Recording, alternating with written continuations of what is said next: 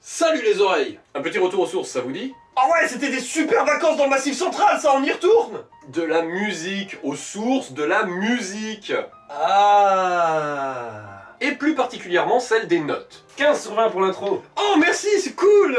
Et 3 sur 20 pour la blague. Ah, ouais, merci. Depuis le tout début et avant le 9e siècle, la transmission de la musique se faisait quasiment exclusivement oralement. C'est pour ça qu'il est encore aujourd'hui très difficile de se faire une idée de ce qu'était la musique dans ces âges reculés.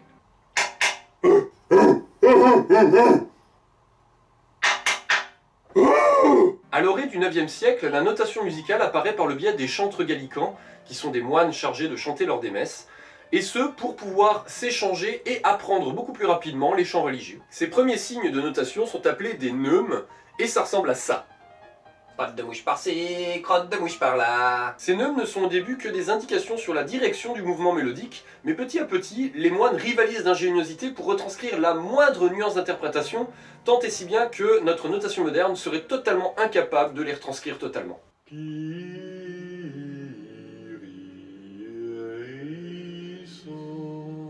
Et comme dans tous les systèmes où chacun fait ce qu'il veut, aucun système pneumatique n'arrive à prendre le pas sur l'autre. Fin du XIe siècle, une nouvelle notation fait son apparition, la notation carrée. Elle est à la base due à une nouvelle façon de tailler les plumes des moines en biseau, ce qui donne une écriture beaucoup plus épaisse, ce qui rend totalement impossible les petites pattes de mouche pneumatiques d'avant. C'est de la merde!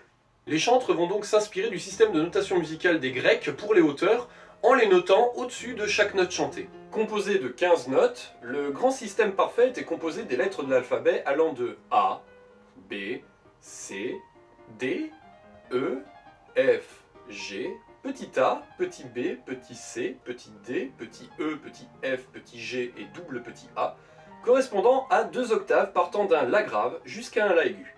Certains musiciens médiévaux rajoutaient le sol grave avant le la grave qu'ils notaient par la lettre grecque gamma, ce qui a donné le nom de gamme pour désigner les notes de la gamme, quoi. Aujourd'hui encore, les pays anglo-saxons ont gardé cette dénomination avec les notes alphabétiques, ce qu'on retrouve d'ailleurs très souvent dans le monde de la guitare. Placement de produit! La notation d'Asian fait aussi son apparition, et c'est elle qui introduit l'idée de placer les mots sur des lignes pour en indiquer la hauteur. Et alors arrive Guidarezzo! Ce moine de l'abbaye de Pompose invente un système de notation aussi précis qu'avant, mais surtout beaucoup plus pratique à utiliser. Dès le XIIe siècle, la notation sur portée est adoptée et utilisée unanimement par tous. La révolution de la portée d'Arezzo, c'est que désormais, au lieu d'utiliser que les lignes, on utilise aussi les interlignes pour noter les hauteurs musicales, ce qui permet de faire tenir l'entièreté de la mélodie sur seulement 4 lignes. Il met aussi en place les lettres face aux lignes pour indiquer leur hauteur, ainsi qu'un code couleur pour certaines lignes. Une ligne rouge correspondait au F, qui est notre Fa moderne, une ligne jaune correspondait au C, qui est notre Do. Bref, c'était les ancêtres de nos clés modernes. En plissant les yeux, on voit bien que la clé de sol, c'est un G. Plissez plus! Mais d'Arezzo ne s'arrête pas là. Et voilà, arrêt portée musicale. Ah non, je ne m'arrête pas là. Soucieux de transmettre la musique le plus précisément possible, il invente une nouvelle méthode de solfège qui s'appelle la solmisation. Cette méthode attribue désormais à chaque note sur la portée son propre nom. Chaque nom sera tiré de la première syllabe de chaque vers de l'hymne de Saint Jean-Baptiste, chant connu de tous les chantres de l'époque. Ut queant laxis, resonare fibris, mire gestorum, famuli tuorum, solve polluti, labii reatum, sancte Ioannes.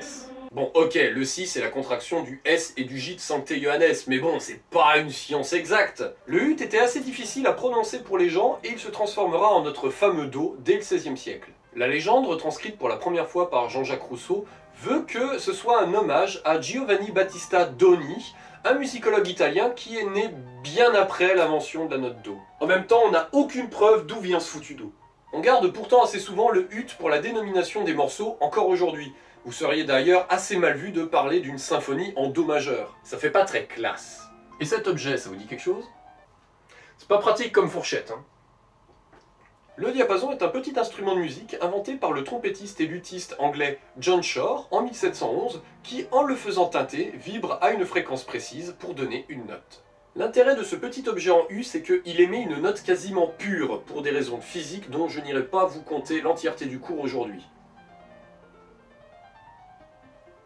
Vous voyez un peu le délire. Aujourd'hui, lorsque l'on frappe un diapason, il émet la note La à une fréquence de 440 Hz, dont on se sert pour accorder tous les instruments de l'orchestre à la même hauteur. Histoire que tout le monde joue la même note. Ce que l'on sait moins, c'est que c'est la Conférence internationale de Londres en 1953 qui a fixé la fréquence du La3 à 440 Hz. And this is why we should take 440 years for our Non, journey. je suis pas vraiment d'accord. En fait, on devrait plutôt avoir sur un 220. Non, un 220 Hz, quoi, le double moins, ça serait plus logique. Non, mais vous énervez. Ah, mais commencez pas, vous faites chier avec vos 137. Moi, je veux dire, faire des. Oh, c'est calmez, bordel de merde. Mais c'est pas de tout. Un diapason de référence avait toutefois déjà été établi en 1939 par la Fédération internationale des associations nationales de standardisation. Avec 440 Hz pour le La3 à une température de 20 degrés. Pour référence, le Royal Philharmonic Orchestra utilisait jusqu'alors la fréquence de 439 Hz pour leur accordage. Ce fut la BBC, Indeed, qui généra électroniquement le signal à la bonne fréquence via un cristal piézoélectrique et demanda à l'orchestre de se caler sur cette tonalité. Aujourd'hui, tous les orchestres ont adopté ce référentiel, hormis quelques spécialistes de la musique baroque, car les instruments comme la viole, le luth ou le clavecin ont besoin de moins de tension sur les cordes. Mais avant cela, la hauteur d'accordage était très différente et pouvait changer entre les orchestres, les instruments, voire les pays.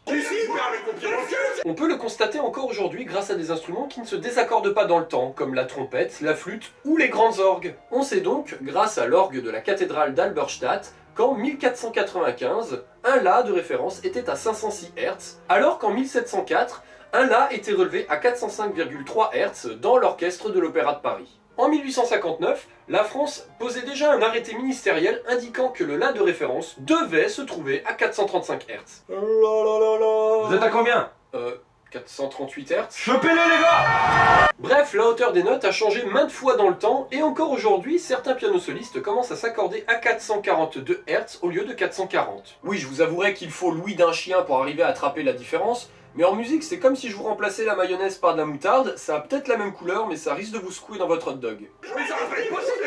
Oh, mais puis les orgues, toujours pareil, mon chapeau, on le trouve dans le cul.